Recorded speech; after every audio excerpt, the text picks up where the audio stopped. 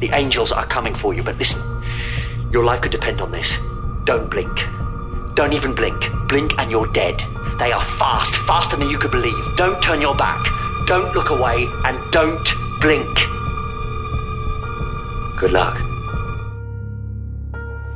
Did you ever notice how in the Bible, whenever God needed to punish someone, or make an example, or whenever God needed a killing, he sent an angel? Did you ever wonder what a creature like that must be like? The whole existence spent praising your God, but always with one wing dipped in blood. Would you ever really want to see an angel?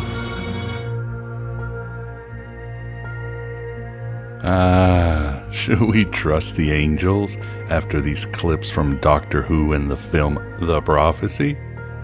Should we adopt the Gnostic stance and view them as incompetent, haughty managers of a simulacrum universe, a vanilla sky construct, or bad software that keeps us eternally trapped and oppressed like abused video game NPCs? Or is it really about what mythology you embrace and how you approach the metaphysical otherness in your life? That's up to you, but we'll be covering a lot about angels in this episode, specifically through the lens of Enochian Magick. For this sacrilege, we have the privilege of being joined at the virtual Alexandria by Jason Louv, who will be discussing his new and stirring book, John Dee and the Empire of Angels, Enochian Magick and the Occult Roots of the Modern World. Jason's work is truly rich, intriguing, and, in many ways, groundbreaking, going beyond John Dee and Edward Kelly to the impact of working with angels and Babalon herself across modernity. She tore a hole in our universe, a gateway to another dimension, a dimension of pure chaos. Heresy shouldn't be this much fun, but it just is. It just is. Especially at Aeon by Gnostic Radio, an initiation by conversation into the dark corners of myth, magic, and meaning. A crash course in cult culture and conspiracy. A virtuous virus invoking and informing history, holiness, and yes, heresy. Each week I, your host Miguel Connor, commandeers your connection to bring the most accepted and rejected scholars and provocateurs to your attention. Fun, compelling, and deeply weird, this is the blow-your-mind cocktail party conversation you always wanted to listen in on. By the power of truth, I, while living, have conquered the universe. I love what Chris Knowles recently wrote on social media, a fiery clarion call for gnosis in modern times. He said, "No, seriously, you are part of a vast and eternal network of mind that has no beginning or end. You are no less important than a star or a planet or even a galaxy. The only reason you think so is because your immortal spirit is trapped in a rotting shell on some crappy little planet run by shitlords that's floating out in the middle of nowhere. But that's just a temporary inconvenience. And if you're willing to do the work, you can take yourself a field trip to the cosmos whenever you like. That is all." A world without rules and controls, without borders or boundaries. A world where anything is possible. Well said, Mr. Knowles. And let's be clear, just in case. Gnosticism isn't about simply escaping the universe to melt with a supreme consciousness. No, Gnosticism is about being transformed in the here and now, alchemically perfected into a being of light that brings meaning and peace to others, lingering in this, as Chris said, crappy little planet. It's also about outthinking the archons and creating better than the creator gods. Imagining vibrant, benign realities that can become manifest. at least in your heart and the heart of others. It's about becoming a Christian bodhisattva or Christ in the flesh, falling in love all over with all that matters. Because matter matters, as my friend Jim says, and you matter to make matter holy and alive. My father says that almost the whole world is asleep. Everybody you know, everybody you see, everybody you talk to. He says that only a few people are awake, and they live in a state of constant, total amazement. Lastly, the pleroma isn't just a static, archetypal, platonic domain, but the ground of being and all that is potentially good and liberating. As Philip K. Dick wrote in Valis, we did not fall because of a moral error. We fell because of an intellectual error, that of taking the phenomenal world as real. Therefore, we are morally innocent. It is the Empire in its various disguised polymorphs which tells us we have sinned. The Empire never ended. And the Empire of Angels hasn't ended either, it seems. Again, Jason Louv incarnates at the virtual Alexandria to discuss this and so much more. Those things outside are just vessels. They're possessed. The weakest willed are the easiest to turn. Possessed by what? Demons? No. By angels. John Dee and the Empire of Angels is a wonderful book that I couldn't put down, offering a deep exposition on esoterica and how it is the bedrock of Western culture itself, as well as an engaging history of John Dee, Aleister Crowley, and Jack Parsons, with plenty of approachable Enochian rituals if you want to go that route. It's got it all. For more information on Jason and his heresies, please visit, you got it, jasonlouv.com, or check out our show notes. The most valuable commodity I know of is information. Wouldn't you agree? Also keep in mind, we all need some angelic help from above, and the assistance is there from higher entities who believe in us and love us beyond comprehension.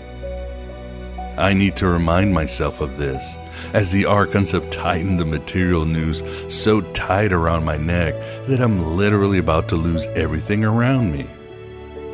Shit happens, and suddenly you blink, Doctor Who, and some hating angels are taking your home and all your money away.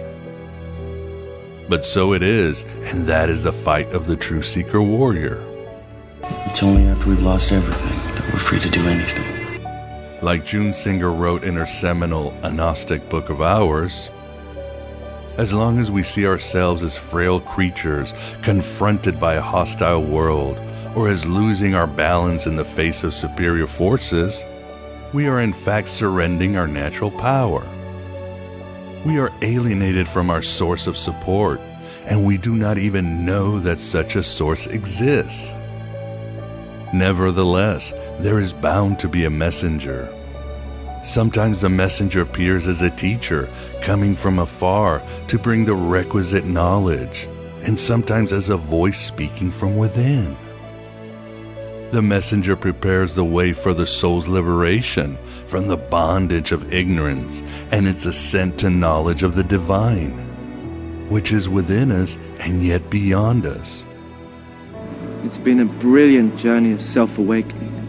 Now you've simply got to ask yourself this: what is happiness to you? Let us redeem matter and become perfected together. All of us messengers for each other in this empire of angels, with our interview with Jason Louv.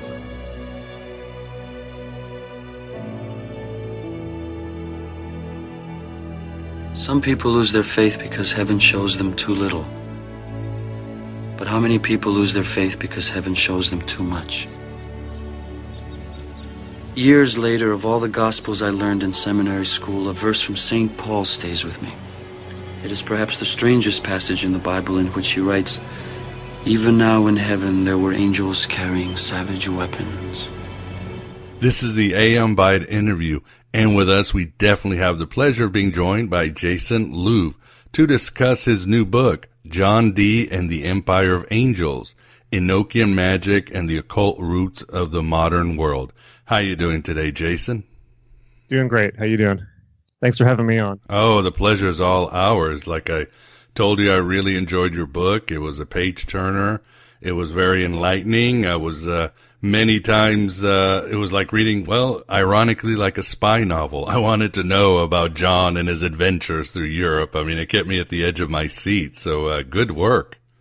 Oh, thank you. I'm glad you enjoyed it so much. And of course, it is a spy novel, and you know, well, not a novel, but a spy reality in a way, and particularly since John Dee, of course, was the original 007, that was his name in the English intelligence services that Ian Fleming later took for James Bond. And that, of course, he was right at the center of laying down the foundations of the modern world, but laying them down from the shadows, from the occult side of the tracks, and which is why he's never really been given his proper place in history, which I hope to have rectified with this book.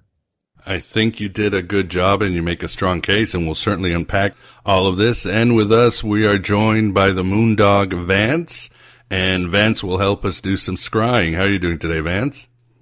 I'm pretty good. I've been practicing my Enochian, so in case Jason comes out with some, I might be able to understand it. Did you say Enochian or Nokian, like Gnocchi pasta? No. Oh, I'm a punster, so don't get me started. Because I'm not sure which one I like more. Is that your next book? Yes, pasta recipes. Yeah, Enochian after this one. Yeah, arcane pasta recipes. A sorcerer. Yeah, there you go. Oh no! Well, yeah, watch out. Somebody's going to take this seriously. It's already coming together. It's writing itself as we speak. Oh, no. Stop it. Everybody stop. It's already out of control. This whole interview is out of control. Oh, well. Well, this happens when you're dealing with angels, but... yeah, we'll get past it. Don't worry. Yeah. Okay. Well, Jason, for the audience who might not know, tell us a little bit about yourself and how you became involved in the esoterica and how it led to writing this great book. Okay. Well... yeah, I mean, since it's you guys and it's your audience, I'll just go straight to the core of it without kind of sugarcoating it, as I sometimes do. So yeah, I mean, I've been involved in the occult and magic for 20 years now, and I've been a writer and a journalist the entire time. And this is actually my 8th book on the occult. My first one was called Generation Hex, which came out from Disinformation in 2003. I did the Psychic Bible with Genesis Peorage. And really just for the last 10 years, since my late teens, I've just become, very, very fascinated with the occult. And I've spent not just the occult, but esoteric spirituality and all of its branches. And I just made it my mission in life to not only explore and experiment with and immerse myself in magic, but any system I could find that's been developed by any culture for altering consciousness and contacting other levels of reality that most people, don't even want, levels of reality that most people aren't even aware exist or don't even want to think about, as people who are interested in the occult, as I'm guessing you and most of the listeners are, it's kind of a calling. It seems to happen to people. They become fascinated with it. And it's just become my life for, it's become my entire life and has been for 20 years. And so I've spent so much time, I started out in chaos magic and went through, Hermeticism and the Golden Dawn and neurolinguistic programming and Masonry and Sufism. I was initiated as a Jangri witch doctor shaman in the hills of Kathmandu. I spent a ton of time studying, esoteric yoga systems under Hindu gurus, Buddhism, esoteric Buddhism, and probably a ton more that I'm forgetting. Because, my whole life is like the 60s, if you remember it, you weren't there. But, but really that's, been my life. And I've kind of gone through one system after the other, because one of the things that I really, really was imprinted on me, if you will, from my early serious study of chaos magic was the idea of paradigm shifting, the idea that you can, go fully into a magical system and take it on and make it your life, and that it can be your whole frame of reality, but, you can give it, 2 years and then, jump, quantum leap into another system and then do that one and see how reality looks from that system. And so that's kind of what I've been engaged in.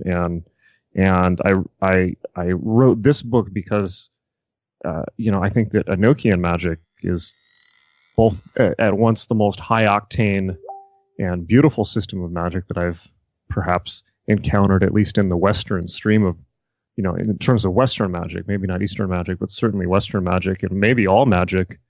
But it's also the least understood, I think, and the most, it's kind of this system of magic that even occult people get the willies around. And because it's real in a way, frankly, that a lot of other magic systems aren't. And it's often real in a way that people aren't quite prepared for. And, I've been experimenting with Enochian in a practical sense for 15 years. And it's, there's so much to say about it, and it's so profound and bizarre.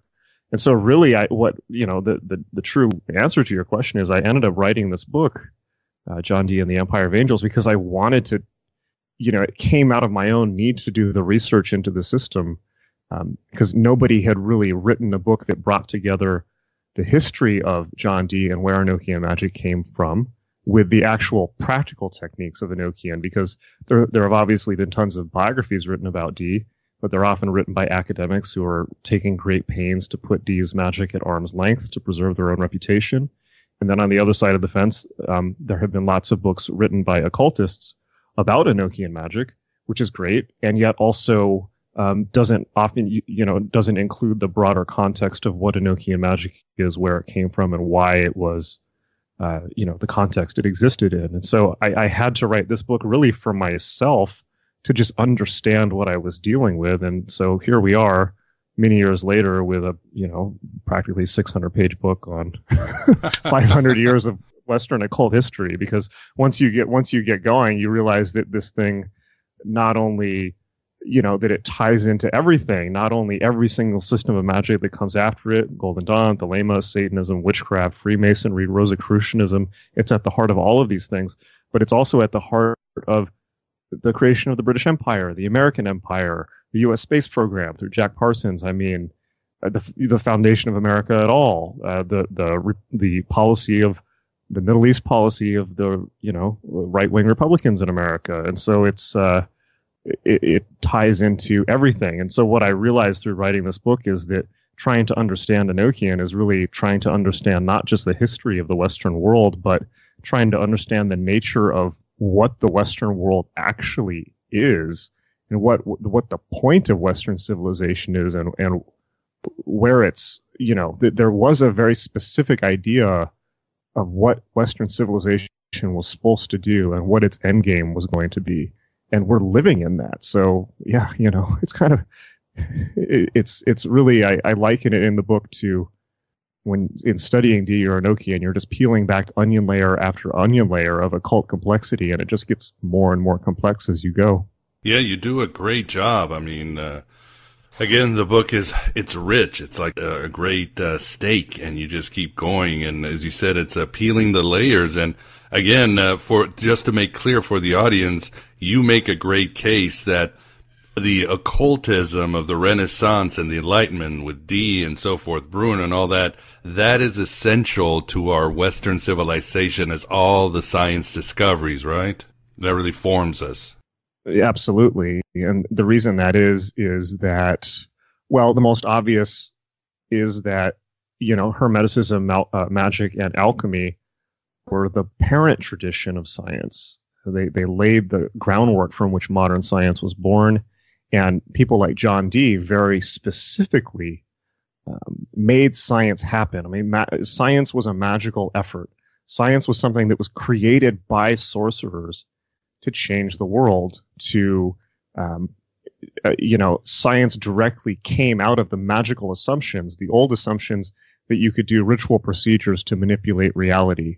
And what started off as the Grimoire magic of Cornelius Agrippa ended up becoming, you trace it forward 500 years and it's nanotechnology and biotechnology and genetic engineering and, artificial intelligence. And, but it's one stream. It's one continuum of thought.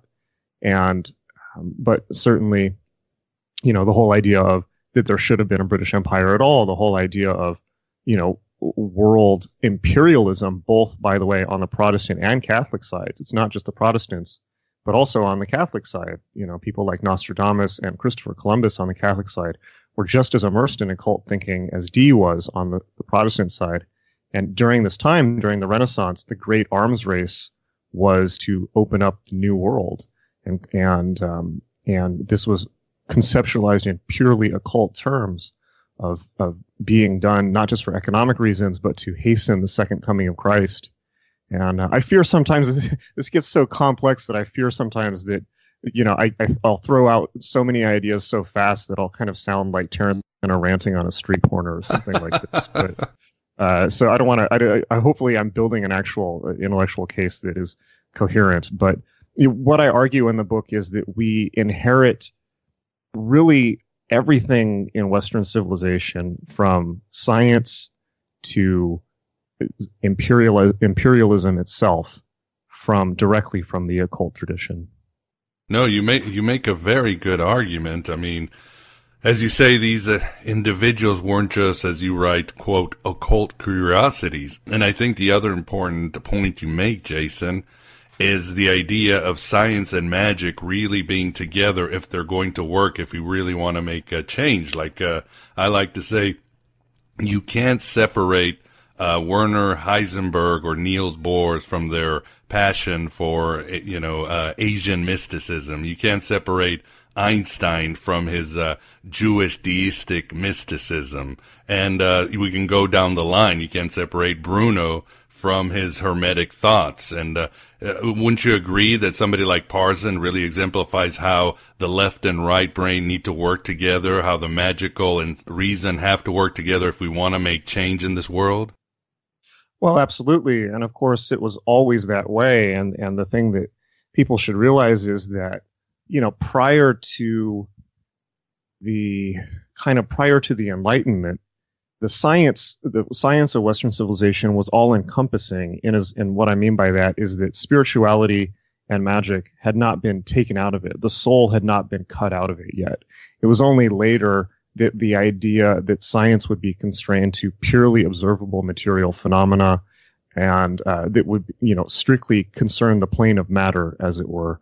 That happened later. But when we look at people like Bruno, as you say, or Dee, or even Isaac Newton, they were all concerned with studying reality as one comprehensive whole, instead of breaking it down into subsets of information, sub-disciplines. And so when that happened, unfortunately, when science got broken up into lots of different sub-disciplines, the sub-discipline of magic and spirituality was simply denied. And they shut the door on it and kicked it, excluded it.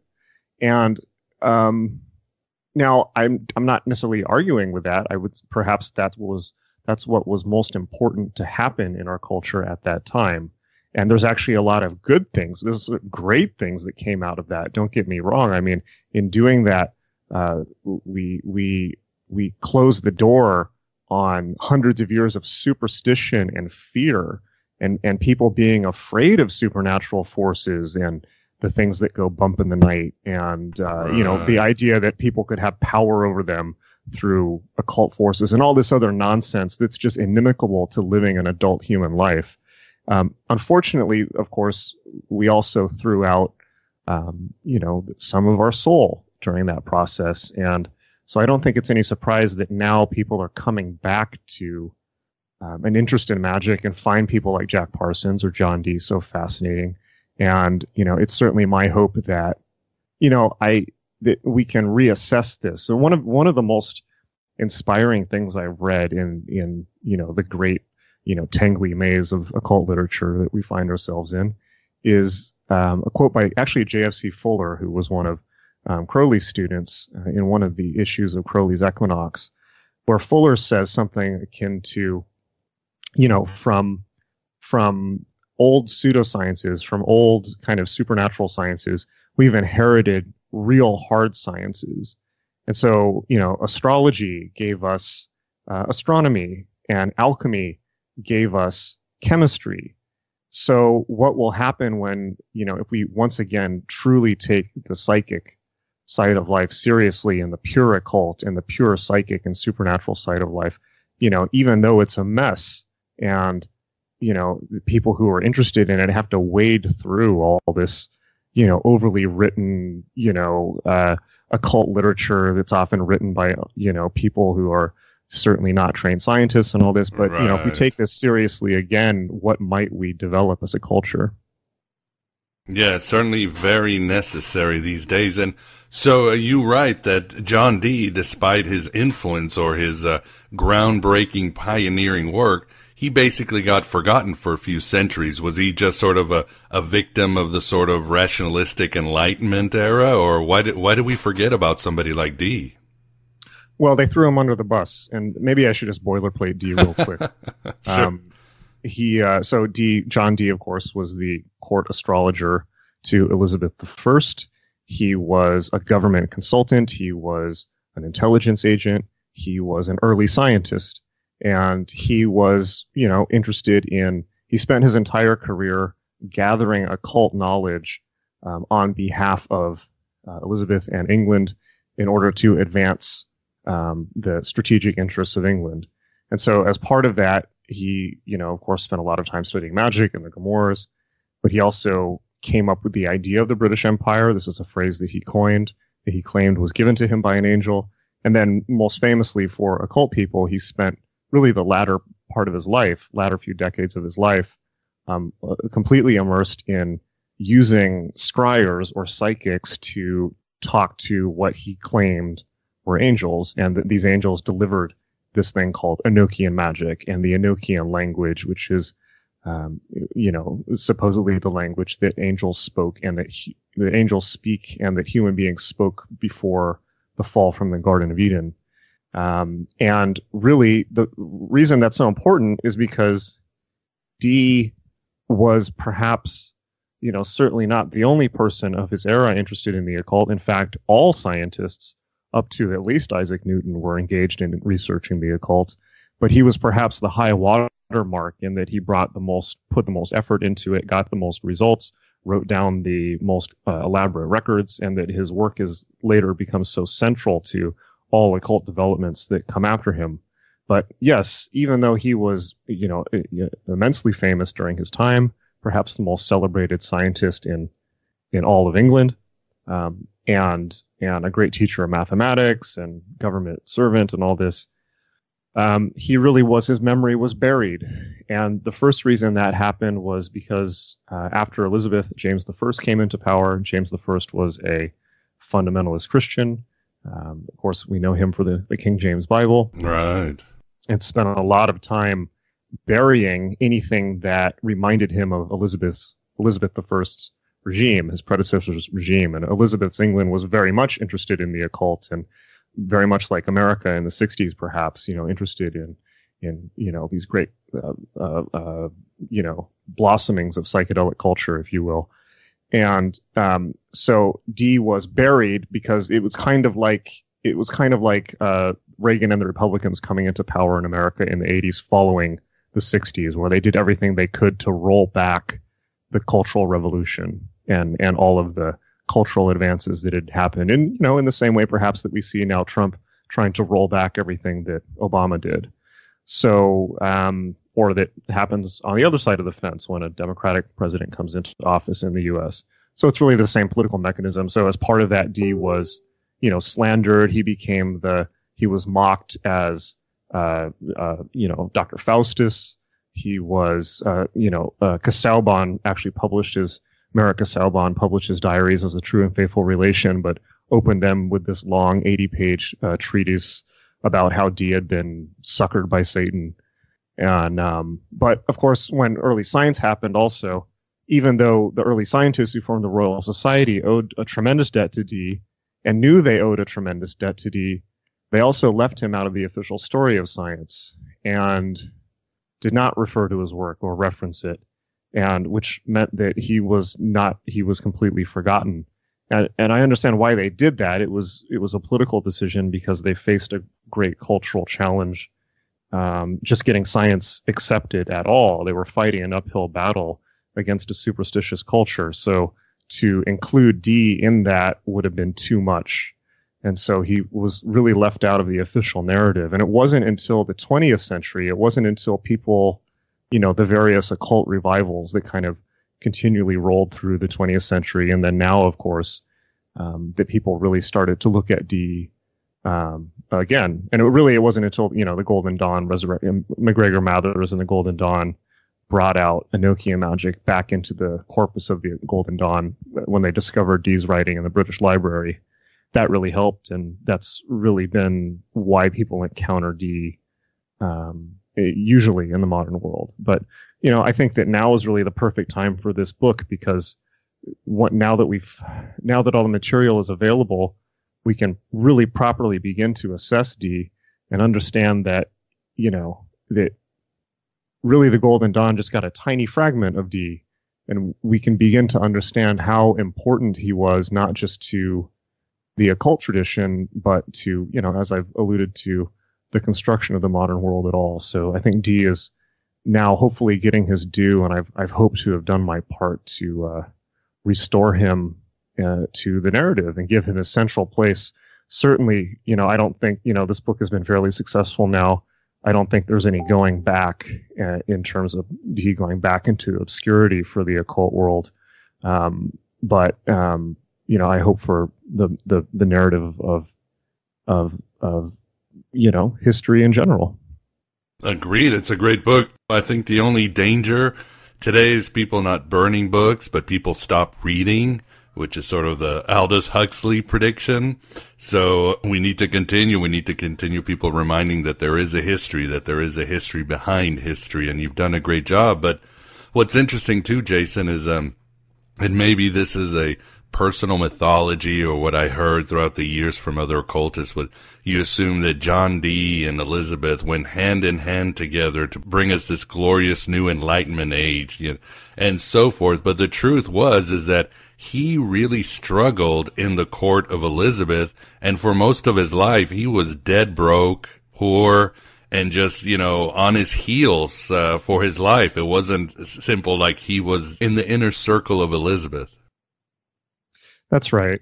And we inherit, the most critical, the person who did the most work in restoring Dee to the narrative was Dame Frances Yates, who wrote the Elizabethan Enlightenment and the Occult Enlightenment, and the Rosicrucian Enlightenment, and wrote these tremendous books in the 60s and 70s. And she was an academic that really argued the case for the very first time that magic and alchemy were not just an error, as people had thought previously, but that they actually had been the parent tradition of science, and that they were understanding of magic and alchemy was critical to understanding Western history. And the effect of her work is incalculable. She really is the fountainhead of all Dee studies. But at the same time, she really painted a very over-romanticized and over-dramatized picture of Dee. And that's the Dee that we know as, the mastermind of England, and right there with Elizabeth building the empire and everything that you've just said. But the truth is, as later scholars have surfaced, is really that he was kind of just an underpaid government consultant. He was broke for basically his entire life, and he was broke, by the way. Right. And I think many occultists will sympathize with this, perhaps, because he kept maxing out his debt to buy more books. We can all relate. Right. He at Mortlake, which was his home in southwest London, he had a library of at least 2,500 books and manuscripts, and he claimed at one point at least that he had 4,000 before it was burned by hooligans. And that was, maybe 10 times the amount that was at Oxford, either Oxford or Cambridge, which is just phenomenal. But he spent his whole life accumulating books on the continent and bringing them back to England. And by the way, he wasn't the only one in the situation. which is important to note because a lot of people will use the destitute status of somebody like Dee or somebody like Crowley as a way to write off the occult and say like, oh, well, look, what terrible ends these people come to. Well, the reality is that, we've all heard this. It's quite silly at this point. But or the one that people always lay on me is, well, if magic's real, why don't people just make themselves rich, Oh dear, they still do that. Oh yeah, that's so shallow. It's like, well, of course, I mean, you'd be surprised how many people with tons of money and in positions of serious power have an interest in things that indeed. Don't talk about. Yeah, not hanging out in Facebook occult groups. Yeah, what do they say? Millionaires don't do astrology, but billionaires do astrology. Oh, They're yes. into that stuff. There you go. They're not Nancy stupid. Reagan, right? Yeah. Nancy Reagan. There you go.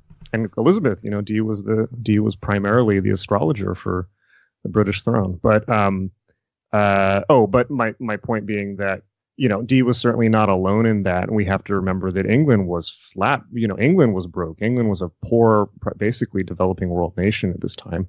And Sir Francis Walsingham, by way of comparison, who's the guy who created what we now know as MI5 and MI6 with Dee's help at this time, he was doing the same thing. He was financing it out of his own pocket and died in debt because he couldn't get enough money from Elizabeth. So Elizabeth certainly liked Dee and favored Dee, but only up to a point. And Elizabeth was very coldly realistic about politics, and she had a country to run, so she didn't have a whole lot of time to play favorites. And the reality of the Elizabethan court was that people were just jockeying for power and playing little power games constantly. And politics was not something that Dee understood at all. He didn't know how to play the game because he was an intellectual. He was an academic. He lived in the world of ideas and books and daydreams. He didn't live in the world of, backstabbing court politics. So he couldn't hack that world. He couldn't do well at it. And as a consequence, he really most of his life was lived on the fringe of Elizabethan politics. And they kind of called on him when they thought that either he could help them, with magical defense from rival sorcerers, or if they could kind of send him on some mission, or what they really wanted was the secrets of alchemy, because then they'd be able to produce gold and succeed in the economic race against Spain, which of course they never figured out. But Dee did give them the answer to true riches, which was to colonize the New World. Yes, and also what I really enjoyed was you write about how Elizabeth herself, as you explained, was just as smart or maybe even smarter than Dee. She had a huge passion for alchemy. She understood Greek very well. So it's always very impressive to show a woman of that stature and power who was just also had the brains, but unfortunately didn't have the time. Didn't have the time? What do you mean? To do alchemy full time or scholarship and all that. Like you said, she had a kingdom to run, True. But I think given her druther, she might have just enjoyed being a scholar and hanging out with Dee. I think so. Although, to be fair, I mean, they did a lot of work with practical alchemy. Elizabeth was constantly engaged in trying to get alchemists and working with alchemists to try and get things moving with alchemy. And they actually lost a lot of money on people's empty claims of being able to do alchemy.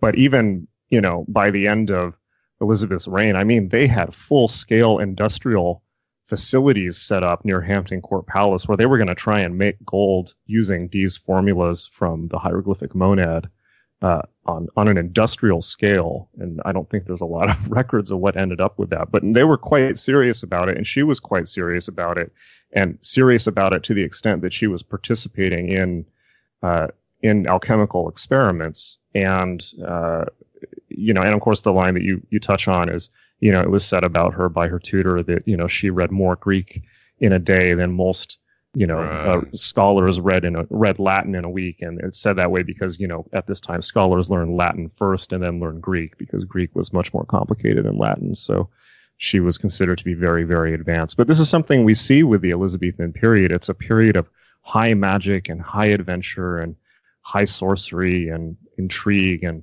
I mean, what's not to love about this period? This is the period of Shakespeare. Like, you can't find something exciting in the Elizabethan period. You must be sleeping at the page and not actually reading the material.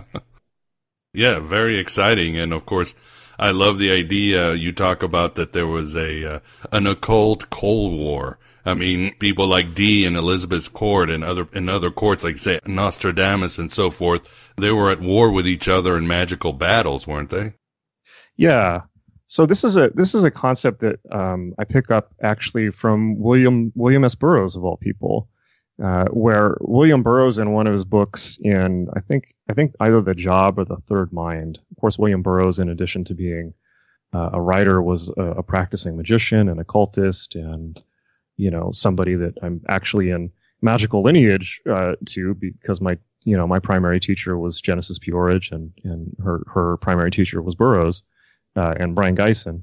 So, Burroughs, one of the things that Burroughs brought out in when he was really deeply studying magic was that he makes the argument that religions are really meta-magical systems, which I don't think is original to him, but he might have got it from other writers. But he basically says that religions are, meta-magical in the sense that they may contain magic. You might be doing magic within the context of that religion, but the religion itself forms this huge mimetic context for the magic that's done within it. And that really, Burroughs' actual line is that if you look at the history of the world, it's the history of competition between magical systems, those magical systems being religions. Really, what religions really are is systems for causing change in conformity with will. They're assumptions about reality and how it works, and not just how reality works, but how it can be influenced by occult methods, whether that's, simply praying to Jehovah to smite your enemies, or something as complex as, rainforest ayahuasca shamanism or something like that, or Enochian Magick. And so, but yeah, at this time, I mean, we have the Catholic and the Protestant blocks locked in an occult war as intense as, the Cold War of the 20th century.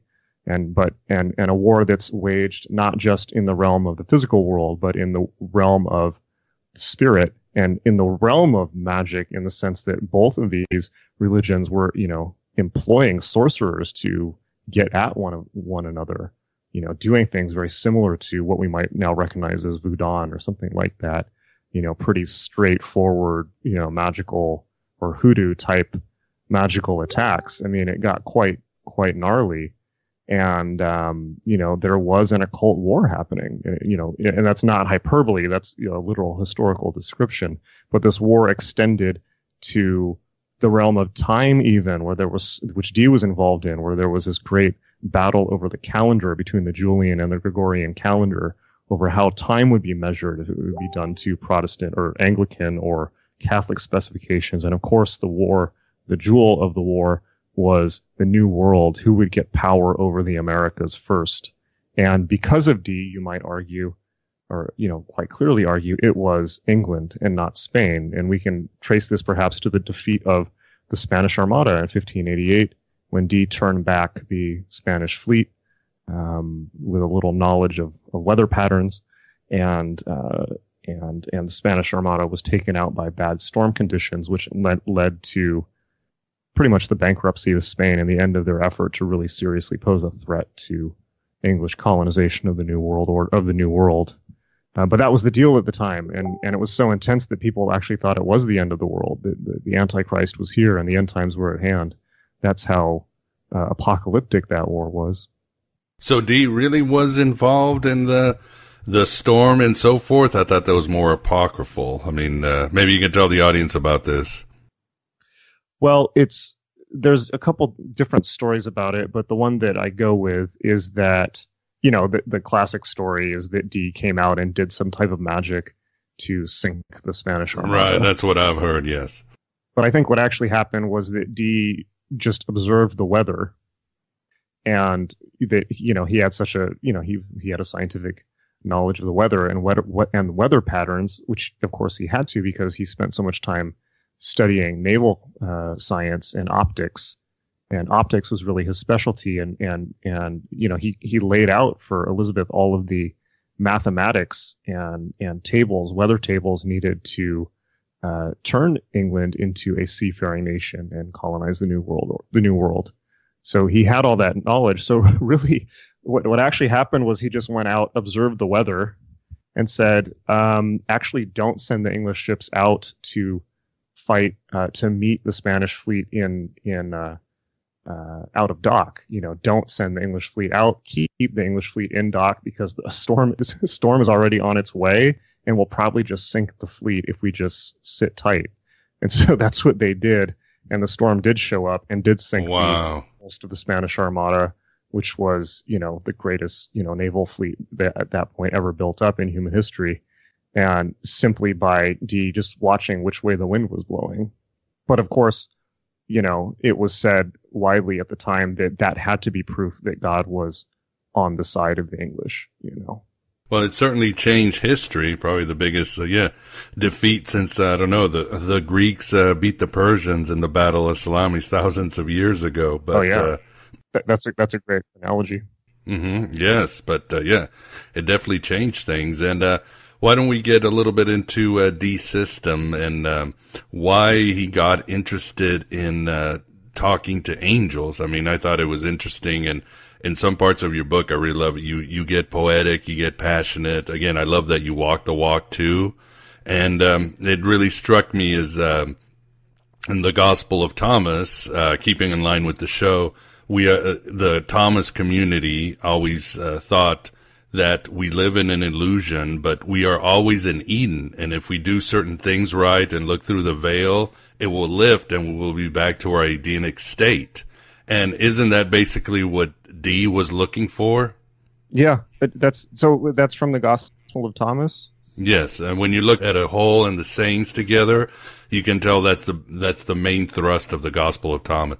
Jesus is trying to wake people up to tell them, hey, just lift up the veil if you do these things, if you act more like Adam, if you live nicer, and and so forth. Oh, I've read that obviously, but I don't. Wow, okay. Because that's it, right? That's the core of the whole thing, right? And that's what Dee was, getting at. That's really the point of the whole Western magical tradition, and that's kind of what Enochian does, or not kind of. That is what Enochian does, as I allude to, at least in the book, and it shows quite clearly that the only thing separating us, and okay, let's go with it. We're dropping into a completely different dimension now with this conversation, but whatever. Okay, so hold on. Give me a second. I will take off my academic hat. Let me reach over to the left, find my wizard hat. I'll place this on my head. So just imagine me with a pointy purple hat with stars and moons on it. All right, hold on. All right, let's call up Jason the wizard. All right, so shifting personalities. Yes, this is what Enochian, practically speaking, does, right? It shows you that the only thing that is really separating you from paradise or Eden is your own ego, right? Which is personified as the demon Choronzon. Right. And which is also the snake in the Garden of Eden, right? But that human beings have exiled themselves from Eden by listening to the voice of the ego and the voice of the fear and the voice of the snake, which is that little crack of evil inside all of us. And what Enochian does is it causes the apocalypse, which, people have written about with great dramatic flourish as if it will cause the actual end of the world to happen. Well, another meaning of the apocalypse is a lifting of the veil. And this is what Enochian Magick does practically. When you really go through it in a high octane way, it lifts the veil from your eyes and shows you exactly what you just said. That the kingdom is in the crown and the crown is in the kingdom, and nirvana is samsara, and so on and so forth, and all those other great phrases that that we're here. We were always here. How could it be any other way? But it's just, and this is why the focus in the occult tradition on filing down and filing off and honing down the personality and the ego and language and all of this stuff that's just constructed either by us, that really is, the great conspiracy of the world. There's no conspiracy of people trying to control us, but there is a great conspiracy that is enacted in tandem between our ego and the culture around us, where we conspire with everything around us to build up a false picture of both who we are and what reality is, that we create in order to survive, but which is, a monstrosity. It's an abomination, the abomination of desolation. Do you see what I'm saying? Yes, I love, Jason the Wizard or Jason the Greek philosopher. This rocks. And part of it too is to understand the language that Adam spoke before the fall, the sort of primordial language. Yes. At least in Dee's mind. Yeah, and that was really the goal of the entire Western occult tradition. And the important thing prior to Dee, and it's important to realize that the Enochian sessions, the angelic sessions, really fulfilled all of the goals of Renaissance Hermeticism and Neoplatonism, where in as much as the angels showed up and said, here's how it works, here's the true system of magic, and all the grimoires have just played at this. The grimoires are like, they're people doing a almost an offensive impression of how magic works. It's like little kids with crayons trying to draw a crude approximation of how they think magic works. But in the Enochian sessions or the angelic conversations, the angels show up and just say, here's how it works. And this is really important because it's not like that's been surpassed. All that's happened since the Enochian sessions has been that material has kind of floated around the European occult underground. And then we've seen groups like, primarily the Golden Dawn, a few other groups, also Rosicrucianism and potentially Freemasonry. And then, of course, Crowley's Thelema, getting little scraps of Dee's work and then building up these complex systems to prepare people for assessing Enochian. But it's not like it's been superseded. It was the transmission. It was the transmission at the core of what we might call the Western esoteric tradition. So, and this is why Dee is still so critical and still so important, and more than just Dee, because Dee is only really important up to a point, because Dee is only interesting in as much as he was the container and the channel or part of the channel for the Enochian system to show up. Once the angels show up and the Enochian starts getting transmitted, who John Dee is doesn't really matter that much anymore. It's important because you need to understand what his intellectual work that he did in context prior to doing the sessions, so you get a kind of baseline of where he was coming from. But what the angels say is a lot more important than whatever Dee said. And so this is what I've really tried to bring out. And the argument that I make in the book is, Enochian is the Western magical tradition. I'm not the first person to make that argument, but I think that in the last, certainly during the occult revival, we've seen people kind of making cases for, grimoire purism or, focusing on things like Goetia or really the whole, all the assumptions of chaos magic, which are kind of, noodling off into the background. But once you really get cooking with Enochian, well, that's the real deal, and it's real in the sense that, and I'm not necessarily recommending it, by the way, because it's real in the sense that sticking a fork into a wall socket is real. And it will blow your damn head off if you're not ready for it. So it's not like beginner's magic. It's something you ease into over decades, perhaps. But I don't think I certainly, in my experience, I don't know of any other Western magical system that's as at once comprehensive and profound, and also, frankly, delivered top down. If you really believe that the sessions actually happened, if you believe the angels were real, which is, okay, Granted, not really on any more solid intellectual footing than saying the Book of Mormon was real, but it's the one time, it's the system of magic that was delivered top down instead of assembled out of some patchwork academic effort by human beings, right? Yes, indeed, and it was experiential, and it was fascinating. And for the listener might not know, it wasn't called Enochian. Enochian is a later term. That's right. Yeah, I mean they just called it the angelic sessions, and Enochian was later kind of a term that was hung on it, starting maybe 100 years later. And that's actually really important to point out because people always confuse it with the Book of Enoch, which it has actually nothing to do with. And occultists often think that it must, since it's called Enochian, it must relate to the Book of Enoch. And of course, the Book of Enoch is related to the Watchers and the Anunnaki and the fallen angels and all this. So they think, well, the Enochian angels must be the fallen angels. But these are two absolutely different things.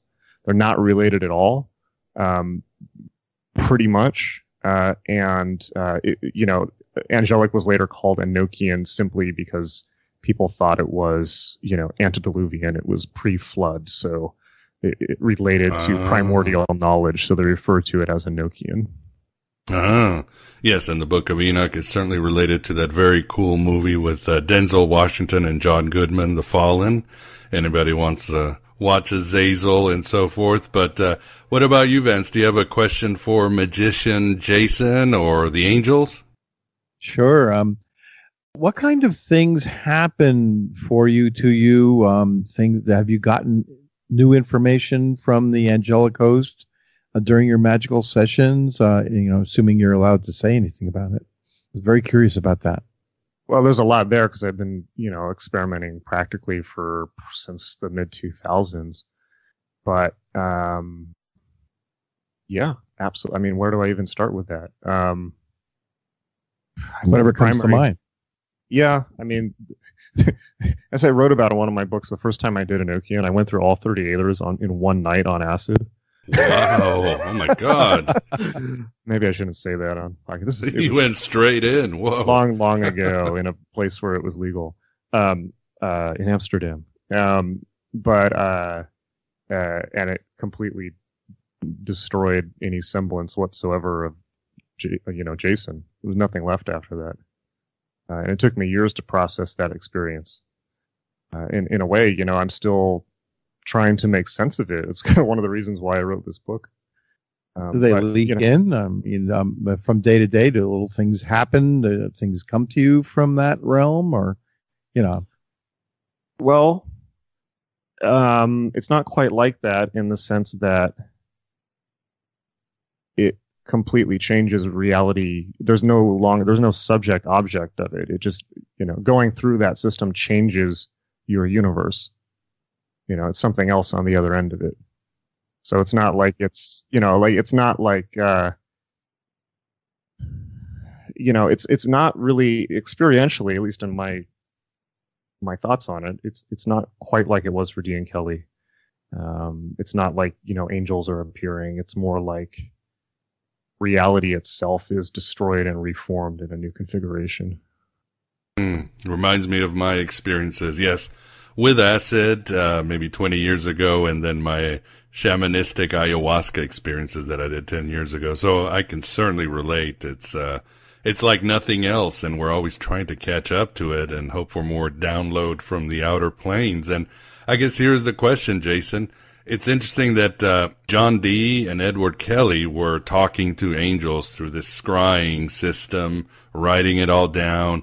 They were getting all these predictions. Some of them were pretty wild and so forth. I mean, there was a lot being downloaded from the angelic realm. How were they able to tell the difference between angels and demons? Well, the angels make it pretty clear. And that's a methodology that got refined over time, because at first they weren't able to distinguish.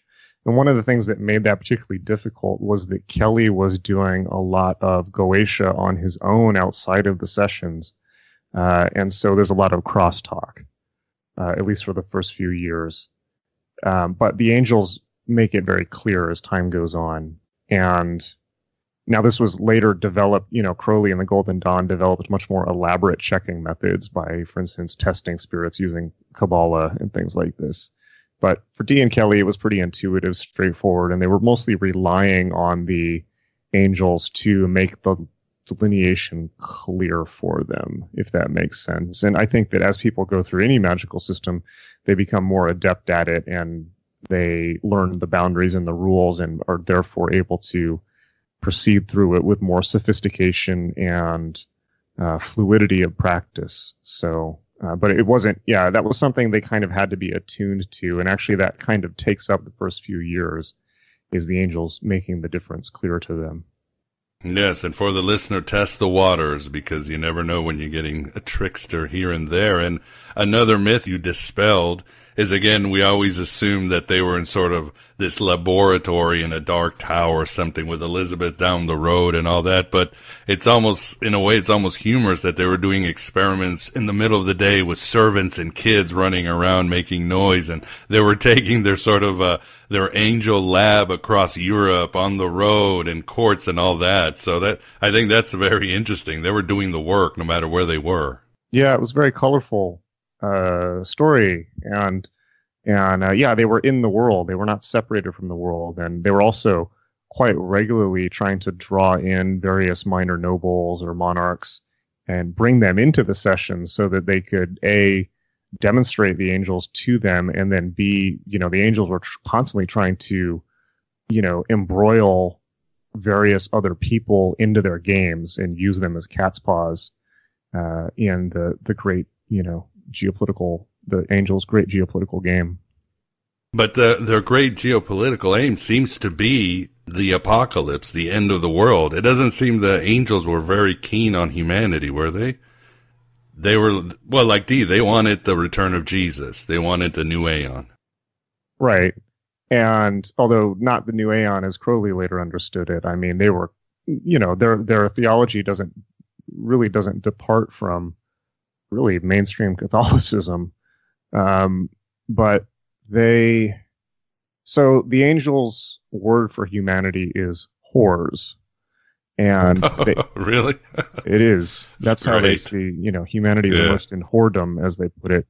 And they mean that not in the sexual sense, but they mean that in the sense that human beings will focus on literally anything except for God, ultimate reality, and the condition of their own souls.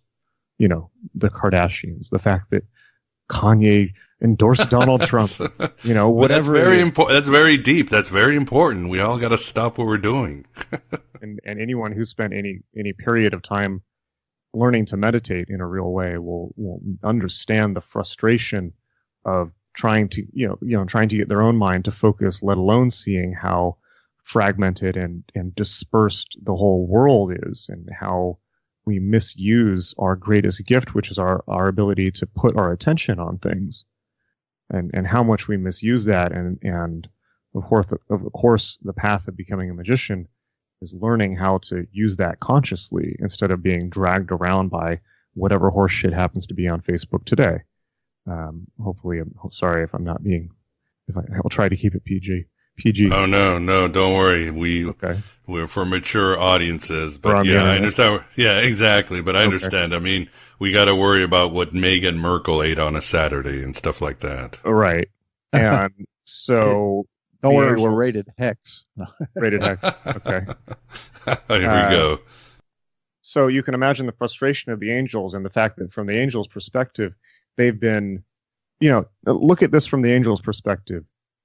They laid everything out for humanity. Everything was perfect in the Garden of Eden, and then humanity had to go and ruin it all by, accepting temptation, and had to be cast out.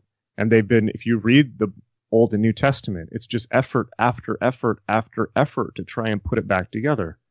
Whether it's Moses getting the Ten Commandments, and then Moses establishing the covenant between God and the Jewish people, which of course then is broken in various ways and becomes, by the time of Christ, just an exercise in semantics. And then God makes it simpler and sends Christ. And Christ says, let me just make this real flat out for you. Love your neighbor as yourself, and don't worry too much about the other details. Amen. Do you think you can do that? Do you think you can do that? And then they kill him. And then, of course, the Christianity happens. Has some minor success and then some great success, but then simply Christianity gets turned into another exercise for empire building, or in a non-spiritual sense. And Christianity goes from being the thorn in the side of the Roman Empire, or the spear in the side of the Roman Empire, to becoming the way in which the empire survives. As Philip K. Dick puts it in Valis, the plasmate. It becomes the empire never ends. Christianity now becomes the carrier virus for the Roman Empire, the thing that it was meant to oppose.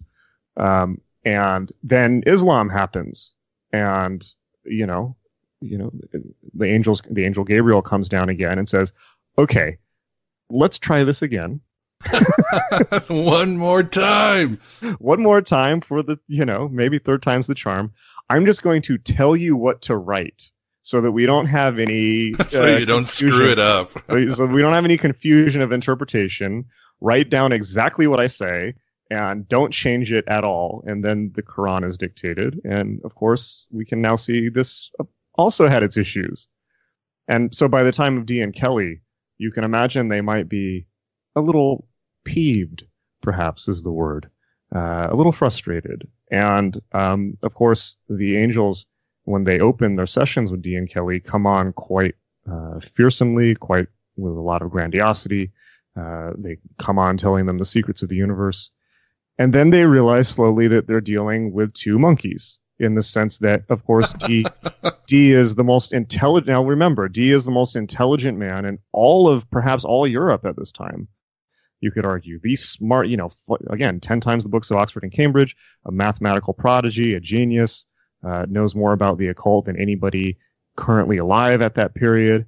And yet all that this has served, and the reason that I say that Dee really isn't that important after a point, that all of this has done is serve as kind of giving him a footstool to stand on, to maybe see a little higher, to get maybe close enough to the angels that he can at least establish contact, and then they can at least, have some type of language that they can communicate with humans through. And so, but, as the sessions go on, well, Dee and Kelly start sleeping in, they start missing sessions. They're constantly begging for money from the angels and complaining of their material conditions. And of course the angels respond, we're giving you all the secrets of the universe and saving your souls on a one-to-one basis, where the angels of God are appearing before you and directly interacting with your soul to repair your fallen nature, and you're asking us for money. Yeah, Dee asked for 200 pounds. I laughed for days about that. It's like, right. What the? I mean, I wish I could talk to angels every day or higher. I mean, I would be just so happy. Right. And you just imagine them showing up in clouds of flame and giving them all these secrets and all of the original language of humanity and the Enochian system. And to which Kelly's response is, well, what if I borrow some money? Can we just borrow some money? Could just pop me till next week. That's it. Next week. Which he actually does. And so the angels just, you have to read it becomes kind of comedic, and it's kind of like, reading, parents dealing with, children throwing tantrums. That's kind of how it is. And, the angels are constantly telling them to do things like, for instance, they transmit the instructions for building the various temple furniture items and things like that. And then they come back and say, well, did you build the things we told you to? And they say, oh, but we're getting to it. So they're still dealing with human beings. And this is kind of the deal with the angels, that they show up and they tell people exactly how everything has to work. But unfortunately, human beings are fallen of our very nature. We're frail. We're just humans at the end of it all. Even if we're magicians, we're still flawed human beings. And also, human beings have free will. Human beings have the ability to, the real crux of this. And by the way, everyone, when they're confronted with things like this, and, the classic argument of atheists and things like that is, well, if God exists, then why is there so much suffering in the world? Why can't he just fix everything? Well, the answer is because human beings have free will, and God is, or whatever you want to call it, the angels, if we take all this history seriously, or at least metaphorically real on some level, the message is constantly being given to humans as to how they can sort it all out, and human beings are of their own free will deciding to, whore their attention out to other things and get distracted. Jason, for the audience, tell them where they can find more about you. Okay. Well, the best place to go is jasonlouv.com, and that's got all my projects, including magic.me, magick.me, which is my school for magic. You can see the book there. If you want to go directly to the book, go to johnd007.com. And if you would like I actually have a free course on magic. If you want to learn magic the Jason Louv way, you can get a free 7-day course on magic. All you have to do is text the word shaman to the phone number 44222, 44222, and then just that. It's just one phone number. Sorry, the phone number is 44222, just so we're not confused.